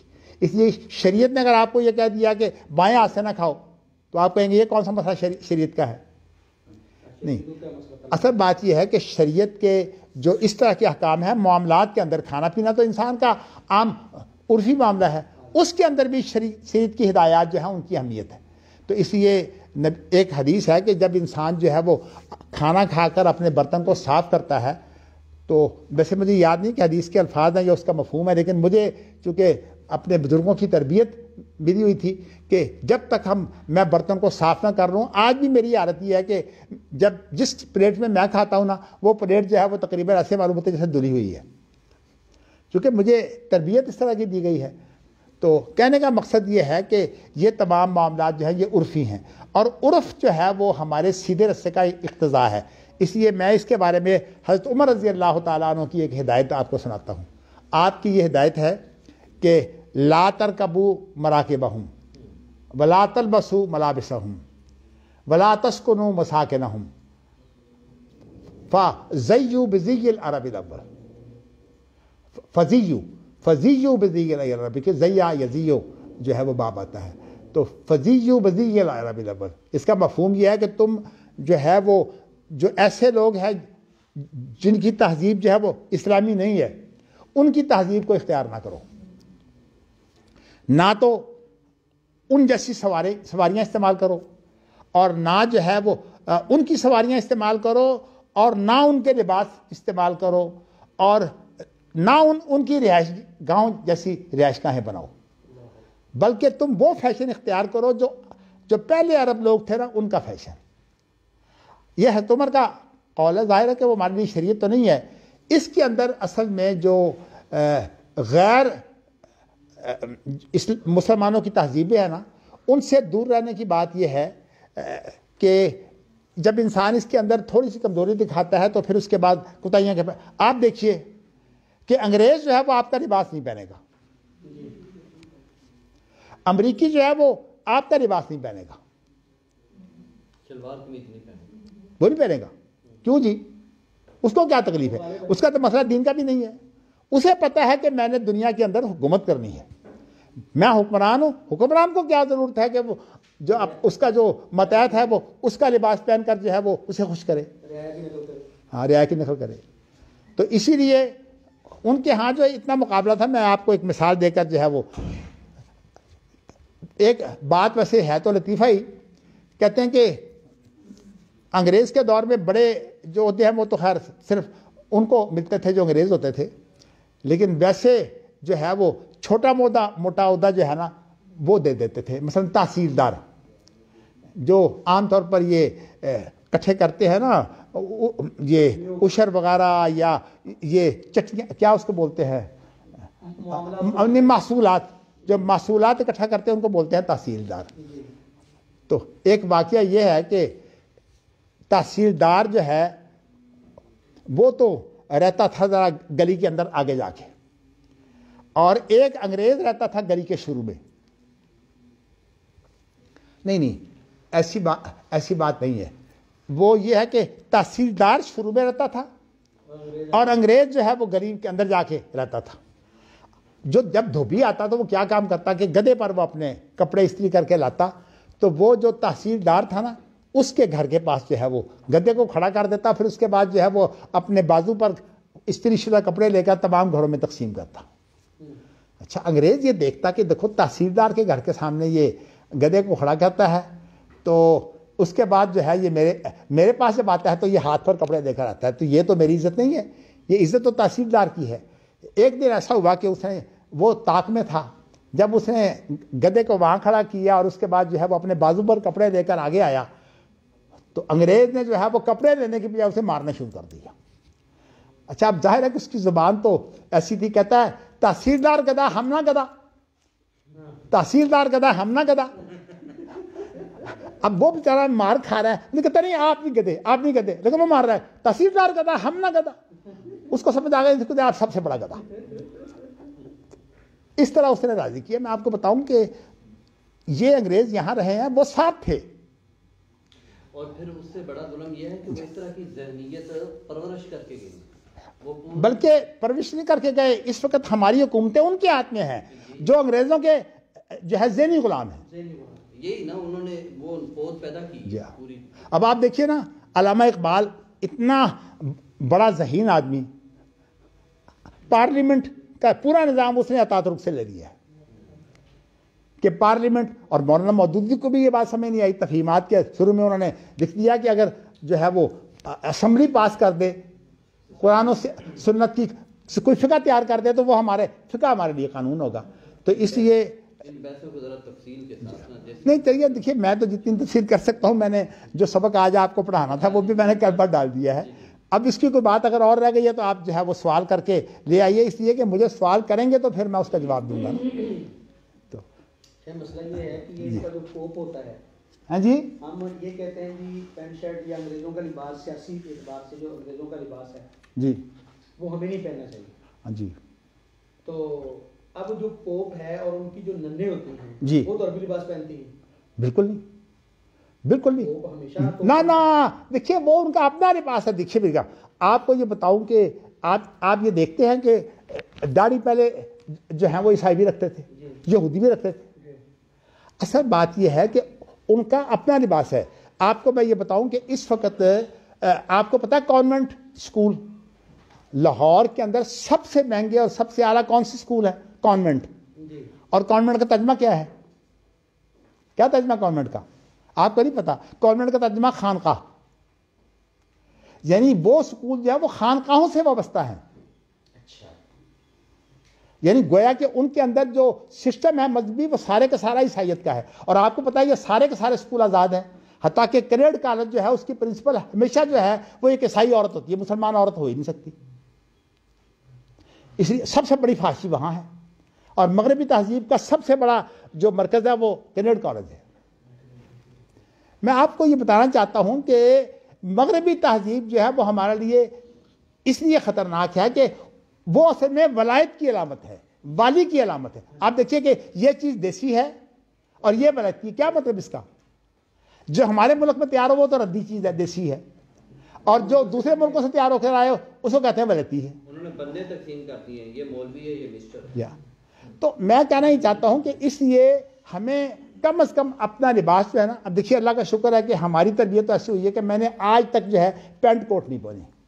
اور میری اپنی عادت یہ ہے کہ ہمارے اسکول کے اندر اللہ کا شکر ہے میں ذرا بڑا ذہین تھا، تو ہمارے اسکول میں بہت بڑی تعداد کی ایک اسکول تھا ماڈل ٹاؤن میں. تو اس کے جو خاص طور پر جو پرنسپل تھے نا وہ مجھ سے بہت متاثر تھے، اس لیے کہ میں ریاضی میں بڑا تیز تھا اور وہ ریاضی کے استاد تھے. بلکہ جب آتے تو میرے پاس بیٹھ جاتے، یعنی میں اس طرح بیٹھا ہوتا تو میز پر یہاں بیٹھ کر جو ہے وہ ریاضی پڑھانے شروع کر دیتے. اور حالت یہ ہوتی کہ جب وہ سوال ڈالتے تو میں سب سے پہلے اس سوال کو جانچ کر کے یہ صحیح ہے کہ غلط میں ان کے سامنے رکھ دیتا. تو اس لیے میری وہ بہت زیادہ اچھا. اب انہوں نے وہاں یہ جو ہوتی ہے نا پی ٹی وغیرہ، اس کے لیے ایک خاص لباس مقرر کیا ہوا تھا. وہ اس کے اندر یہ جو ہے وہ پینٹ. ہمارے والد صاحب کو ہم نے کہا جی کہ وہ تو کہتے ہیں کہ آپ اگر یہ لباس نہیں پہن کے آئیں گے تو پھر آپ پی ٹی نہیں کر سکتے، اور پی ٹی آپ کے لیے لازمی ہے. تو پھر والد صاحب گئے، انہوں نے جو ہے وہ پرنسپل صاحب سے بات کی اور کہا دیکھو بات یہ ہے کہ ہماری یہ تہذیب ہے، ہم اس تہذیب کو نہیں چھوڑ سکتے، ہم ایک دیندار گھرانہ ہے، علمی گھرانہ ہے. آپ ہمیں اس کی انہوں نے کہا پھر آپ ایسا کریں کہ آپ جو ہے ان کو پاجامے اس طرح کے جو ہے وہ سلوا دیں جو پینٹ کی طرح ہوتے ہیں. مطلب ہم شلوار نہیں پہنیں گے بلکہ وہ جو ایک تمباسا ہوتا ہے نا وہ ان کو، اور جب جو ہے یہ انہوں نے پی ٹی کرنی ہو تو اس کے اندر یہ اپنی قمیض کر لیا کریں. لیکن ہم نے کبھی پینٹ نہیں پہنی آج تک. اس کی وجہ ہمارے بزرگوں نے اس کا اہتمام کیا ہوا تھا. لیکن اب ہمارے گھروں میں دیکھتا ہوں میرے پوتے، حتیٰ کہ صورت آ رہی ہے کہ میں نے تو اپنی زندگی میں کبھی جو ہے وہ یہ بودے میں نے کبھی نہیں رکھے، نہیں یہ کبھی نہیں کیا کہ یہ بال چھوٹے ہوں اور یہ بڑے ہوں.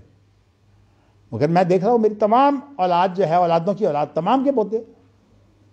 بلکہ اب تو میں کسی کو کہوں وہ میری بات سننے کے لیے بھی تیار نہیں ہے. ایک ہی جواب ہوگا آپ سختیاں بہت کرتے ہیں. بھئی اگر میں سختی نہ کروں تو یہ تہذیبیں بچتی ہیں. ہمارے والد صاحب نے اگر ہمارے ساتھ یہ کام نہ کیا ہوتا تو آج میں اس حالت میں بیٹھا ہوتا. سختی کے بغیر نہیں بچتی. تو اس لیے انسان کو جو ہے وہ غیور ہونا چاہیے تہذیب کے معاملے میں. تو ہاں جی اب آپ سوال کریں. سوال بھول گیا. نہیں سوال کر دیں کل صحیح. میں کر دیتا ہوں. نہیں آپ کریں کل سارا جواب آ جائے گا اگر آج تفصیلی ہوگا تو. آپ بتائیں. یہ جو آپ نے تقسیم کی ہے نا جی یہ ایک بڑی بنیادی تقسیم ہے. اس کی بنیاد پر پورا اتحاد کا تصور اٹھ رہا ہے. اٹھ رہا ہے. یہ بنیادیں ہیں اتحاد کی نظر آ رہا ہے. یعنی تدبیری امور اور عرفی امور اور شرعی امور اور اجتہادی امور. جی یہ جو چار تقسیمیں آپ نے جی ان تقسیموں کے حوالے سے یعنی کئی معاملات رہ جاتے ہیں، سیاسی امور رہ جاتے ہیں جی وہ نہیں اس کے اندر آتے. اور اس کیلانی صاحب نے اس کے اندر نظام حکومت کو بھی شامل کر دیا تدبیری امور کے اندر. تو یہ یعنی کہ بڑا گڑمٹ سا ہے، کوئی اس کی سمجھ نہیں مجھے آئی. آپ کو نہیں سمجھ آئی نا. اس کی پتہ وجہ کیا ہے کہ آپ اصل میں جس عرف کے عادی ہو گئے ہیں نا وہ جو ہے وہ سپر کفتوں کا عرف ہے. مگر میں آپ کو ایک بات بتاتا ہوں, ایک غلطی آپ نے سوال میں کی ہے. اصل میں ہم اجتہاد عام طور پر اس کو کہتے ہیں کہ شریعت کے اندر ہم اس کا اطلاق جب کرتے ہیں تو اس کے لیے جو غور و فکر ہوتا ہے وہ اجتہاد ہوتا ہے. لیکن میں نے ابھی آپ کو بتایا ہے کہ جو دنیاوی معاملات ہیں اس بنیادی اصول تو اس کے لیے بھی شریعت نے دی ہے. اب مثال پر دیکھیے کہ آپ بائیں ہاتھ سے نہیں کھا سکتے, ہماری تہذیب ہے. آپ جو ہے وہ مرد جو ہے وہ داڑھی رکھے یہ ہماری تہذیب ہے. عورت جو ہے وہ پردہ کرے یہ ہماری تہذیب ہے.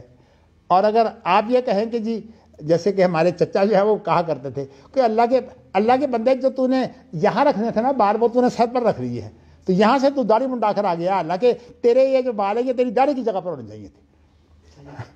اس طرح کی باتیں جو ہے وہ کیا کرتے تھے. بات صحیح ہے ویسے. عائشہ نے ایک بات کو, بڑی اہم بات کو بیان کرتے ہوئے جو انداز اختیار کیا وہ دیکھیے. وہ کہتی ہیں کہ اس ذات کی قسم جس نے مرد کو داڑھی سے حسن دیا, جمال دیا ہے, اور جس نے عورت کو جو ہے وہ گیسو سے خوبصورتی دی ہے. گیسو سے مراد یہ اس کے بال ہے. اور آپ کو پتہ ہے کہ آج جو ہے وہ آج مغربی تہذیب کا تقاضا کیا ہے. میں اس نام نہیں لینا چاہتا ویسے اس شخص کا. میں جو ہے وہ ایک صدر پاکستان تھا تو میں اس سے ملنے کے لیے گیا. میرے ساتھ اس کا بڑا گہرا تعلق تھا. تو اس نے کیا کیا, کہا کہ مجھے کچھ کام ہے تھوڑا سا, تو اپنی بیگم کو بھیج دیا میرے پاس. اچھا, اس کی بیگم جب میرے پاس آ کر بیٹھی تو صرف میں وہاں تھا اور اس کی بیگم تھی. بیگم نہا کر آئی اور اس نے میرے پاس بیٹھ کر کیا کام شروع کر دیا کہ اپنے بالوں کے اندر وہ بار بار اس طرح سے اپنے بالوں کو جو ہے وہ لمبے کر کر کے جو ہے وہ نکھارتی تھی. بار بار جتنی دیر وہ میرے پاس بیٹھے تھے یہی کام کرتی رہی. خیر میں تو شریف آدمی تھا, میں نے تو ایسی حرکت نہیں کرنی تھی, لیکن میں نے کہا کہ یہ کیا ہو رہا ہے. اپنے دل میں نے کہا کہ کوئی حیا ہے کہ یہ کام تو اندر کر آتی ہے, آ کر میرے پاس بیٹھ کر تو اس طرح کے کام کر رہی ہے. تو میں آپ کو بتاؤں کہ ہمارے ہاں یہ تہذیب بن گئی ہے. تو اس کی وجہ اصل میں ہماری مروبیت ہے, اور مروبیت سے نکلنے کی واحد صورت ہے کہ آپ جو ہے, اب دیکھیے نا, میں نے الحمدللہ جن لوگوں کو پڑھایا اس کے اندر ہائی کورٹ کے جج بھی ہیں.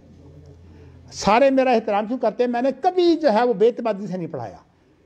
اب بلکہ میری صورت جو ہے وہ اور بن گئی ہے, مجھے کئی عارضے پیدا ہو گئے ہیں, ورنہ اللہ کا شکر ہے میں نے 6 گھنٹے بھی اگر درس کیا تو کبھی مروب ہو کر نہیں. ہمیشہ یہ اعتماد تھا کہ یہ سارے میرے سامنے ظاہر ہیں. سر جی, یہ جو آپ نے تقسیم کی یہ اصولوں کی بنیاد پر کی ہے نا, اس کے لیے اور اصول ہیں, اس نوعیت کے لیے اور اصول ہیں, اس نوعیت کے لیے اور نہیں. میں نے تو آپ کو یہ بتایا ہے, تدبیر کے لیے اور اصول ہیں. نہیں, میں نے آپ کو یہ بتایا کہ تدبیر کے لیے بنیاد اور ہوتی ہے, ہاں جی, تجربات کے لیے بھی بنیاد اور ہوتی ہے. اس لیے میں نے آپ کو یہ بتایا کہ تدبیری امور سے جنگی امور مراد اگر لیں, اس کے اندر بھی حتیٰ کہ اسلام کے اندر جو انتخاب ہے اس کا بھی شرعی طریقہ ہے, اور انشاءاللہ یہ کل بات آئے گی. انتخاب کے لیے بھی شرعی طریقہ ہے اور مشورے کے لیے بھی شرعی طریقہ ہے. حالانکہ مشورہ جو ہے یہ دنیاوی امر ہے, اس لیے یہ مولانا عبد الرحمن کیلانی کی بات نہیں ہے, یہ امام بخاری کی بات ہے. اعتصام بالکتاب و سنہ کے اندر وامرہم شورا بینہم کی بات وہ کیوں لے آئے ہیں؟ ان کا مطلب یہ ہے کہ یہ حکومت کا نظام جو ہے وہ اسلام کے مطابق بنانا جو ہے یہ بھی جو ہے وہ یہ بھی اعتصام بالکتاب و سنہ ہے. اس لیے امام بخاری ہوں یا امام شافعی ہوں یا امام مالک ہوں, اہل حدیث جو ہیں وہ کتاب و سنت کو ہر شعبہ حیات کے لیے فائنل اتھارٹی سمجھتے ہیں. لیکن ایک بات آپ پیدا کریں, اور وہ کیا ہے کہ اعتماد. اگر اعتماد نہیں ہوگا دنیا کا کوئی کام نہیں کر سکتے. میری اپنی عادت یہ ہے کہ مجھے یاد ہے کہ ایک کوٹھی چھوڑ کر جو ہے وہ دوسری کوٹھی میں جو ہے وہ شادی ہو رہی تھی, اور بڑے بڑے افسر آئے ہوئے تھے, اس لیے کہ وہ خود جو ہے وہ اس کا ریونیو بورڈ کا ایک بڑا افسر تھا. جستان میں یہ کی بات ہے. تو مجھے کہنے لگے, عربی کوئی میرے پاس وفد آیا ہوا تھا سعودی عرب کا, تو انہوں نے کہا جی بات یہ ہے کہ ہم یہ پاکستانیوں کی شادی دیکھنا چاہتے ہیں. تو میں نے کیا کام کیا, میں نے اس وقت جو ہے وہ گھر کا لباس پہنا ہوا تھا, لنگی اور قمیص. میں اسی حالت میں ان کو ساتھ لے گیا وہاں. میں نے کہا کہ میں نے ان کے لیے لباس نہیں پہننا, میری یہ عزت نہیں کریں گے, نہ کریں. میں نے تو اصل میں جو چیز حاصل کرنی ہے وہ صرف یہ ان کو میں نے رواج دکھانا ہے. میں ان کو ساتھ لے گیا اور وہ مجھے بار بار دیکھ رہے تھے کہ یہ شادی میں آ گئے ہیں اور ان کی ساتھ لنگی ہے اور قمیص ہے. لباس بھی انہوں نے جو ہے وہ اچھا پہنا نہیں ہوا, لیکن مجھے اعتماد تھا. جب انسان کو اعتماد ہو پھر انسان جو ہے وہ کسی سے شرم نہیں کرتا. ہمیشہ احساس کمتری جو ہے وہ انسان کو جو ہے وہ مجبور کرتا ہے. اب دیکھیں نا, ہمارے لوگ دینی مدرسے سے فارغ ہوتے ہیں, جا کے اسکول میں پڑھانا شروع کرتے ہیں, پہلا کام ہوتا ہے داڑھی کاٹتے ہیں. کیوں جی؟ وہ اس لیے داڑھی کاٹتے ہیں کہ ان کو اعتماد نہیں ہوتا اپنے اوپر. نہیں سر, ایک ہوتی ہے بے اعتمادی, ایک ہوتا ہے بغرض تفہیم بات جو ہے نا. یہ بغرض تفہیم نہیں ہے, داڑھی کاٹنا بغرض تفہیم, یہ تو بے اعتمادی ہے. نہیں مطلب جو میں سوالات کر رہا ہوں وہ بغرض تفہیم کر رہا ہوں. نہیں, میں آپ کو میں نہیں کہہ رہا, انشاءاللہ آپ کے سوال کا جواب تو کل آئے گا. میں نے آپ کو یہ بتایا ہے کہ سارے معاملات کے اندر بنیاد جو ہے وہ شریعت ہے. تو اس لیے اجتہاد کا کام صرف یہ نہیں ہے کہ وہ آپ کو جو ہے وہ عبادات کے طریقے بتائے, وہ آپ کو جو معاملات کی بنیادیں ہیں وہ بھی بتائے. میں نے اسی لیے شادی کا حوالہ دے کر آپ الاعتصام بالکتاب و سنہ کی بات کہی ہے نا, کہ اس کے اندر اس نے یہ اصول اختیار کیا ہے کہ عادی امور کے اندر بھی جو بنیادی باتیں ہیں وہ شریعت ہے. تو اس لیے یہ دو تقسیمیں کافی تھیں, ایک وہ عبادات کی ہے اور ایک معاملات کی ہے, وہ جس طرح کی ہمارے یہاں چلتی آ رہی ہے. آپ نے آگے سے وہ ذیلی تقسیمیں بھائی میں نے اس لیے کیا تاکہ آپ کو سمجھ آ جائے. ابھی تو مجھے پتا ہے 20 سوال اس پر اور ہیں, اگر میرے پاس وقت ہو تو میں انشاءاللہ تعالی یہ پورا ہفتہ اس پر لگاؤں اور آپ کو بتاؤں کہ اس کے اندر کتنی قسمیں آتی ہیں. دنیا تو اس کے اندر جو ہے وہ تباہ ہے. یہ بڑی بنیادی بحث ہے, لیکن بنیادی بات تو ہے, لیکن میں آپ کو اس وقت بخاری پڑھا رہا ہوں. یہ میں نے نہیں کرنا کہ آپ کو جو ہے کہ پوری کی پوری بات جو ہے وہ بخاری کو چھوڑ کر میں نے آپ کو ایک اشارہ کر دیا ہے کہ بلکہ میں نے آپ کو اس کتاب کے حوالے سے اس لیے اشارہ کیا کہ یہ اصل میں ہمارے اجتماع کی جو ہے وہ رپورٹ ہے. لیکن مولانا عبد الرحمن کیلانی صاحب جو ہے وہ 2-3 وجہ سے دھوکہ کھا گئے ہیں. ایک تو وہ خود قائل ہے قانون سازی کے, اور ان کا ذہن یہ ہے کہ فقہ جو ہے بطور قانون نافذ ہو سکتی ہے. جب قانون سازی کے قائل ہو گئے تو پھر فقہ. ہاں, اسی لیے ماشاءاللہ میرے جو شاگرد ہیں نا ڈاکٹر جواد حیدر لکھوی, ان کا رسالہ جو ہے وہ مجھے بہت پیارا ہے. انہوں نے اس موضوع پر لکھا ہے کہ کیا قانون سازی ہو سکتی ہے شریعت کی کہ نہیں. بہت ضخیم رسالہ انہوں نے لکھا ہے اور وہ پڑھنے والا ہے. اگر نسخہ اس کا میرے پاس نیچے پڑا ہوا ہے, نہیں پی ایچ ڈی کا. ماشاء اللہ جواد جو ہے ماشاءاللہ بڑا ذہین آدمی ہے, اور میں جواد کو اس لیے پسند بھی کرتا ہوں. مجھے پتہ ہے میرے کون کون سے شاگرد ہیں جن کے اندر اعتماد نہیں ہے, لیکن بات یہ ہے کہ کسی کو ہم ملامت نہیں کرتے, وقت دیتے ہیں کہ آؤ بھی. لیکن ایک بات ہے بنیادی بات, جب تک اعتماد نہیں ہوگا اس وقت تک آپ جو ہے وہ دین کو پھیلا نہیں سکتے. چلیے جی,